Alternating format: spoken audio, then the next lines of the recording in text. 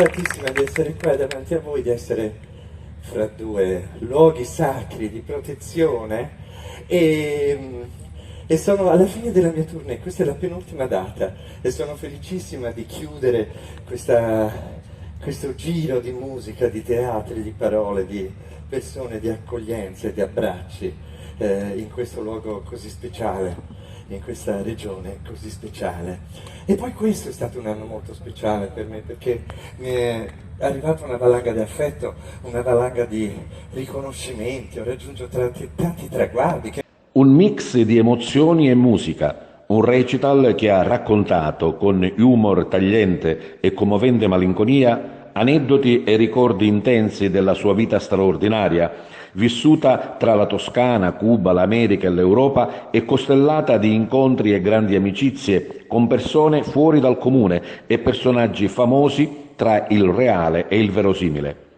È stato questo, eleganzissima, lo spettacolo presentato da Drusilla Foer al secolo Gianluca Gori al Teatro della Valle dei Templi per il Festival Il Mito. Una serata speciale che ha visto la partecipazione di un attento e interessato pubblico, non certo la folla dei precedenti concerti, ma che rappresenta, proprio per la tipologia di spettacolo proposto, un successo.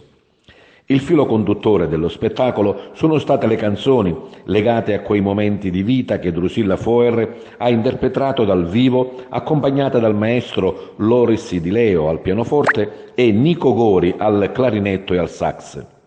Madame Foer ha interpretato canzoni di Battiato, Chaplin, Amy Winehouse, Gaber, Iannacci, Don Bachi, che hanno accompagnato aneddoti ed episodi della sua avventurosa vita.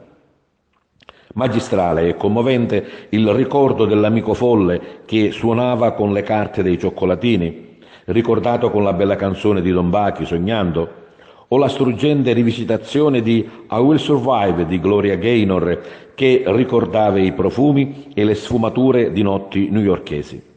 Il pubblico ha applaudito, convinto e coinvolto in un viaggio nella realtà così poco ordinaria di un personaggio realmente straordinario, in un'alternanza di momenti che strappano la risata, come l'accenno alla contemporaneità del concerto di Anna Tatangelo o il rombo disturbatore di una possente motocicletta, la riflessione sul drammatico momento che stiamo vivendo con una forte condanna alla guerra in Ucraina ed altri e più intimi e personali episodi pieni di commovente intensità.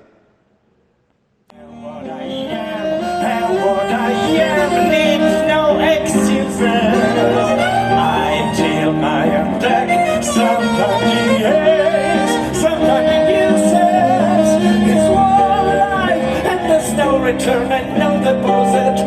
One life, so it's time to open your closet.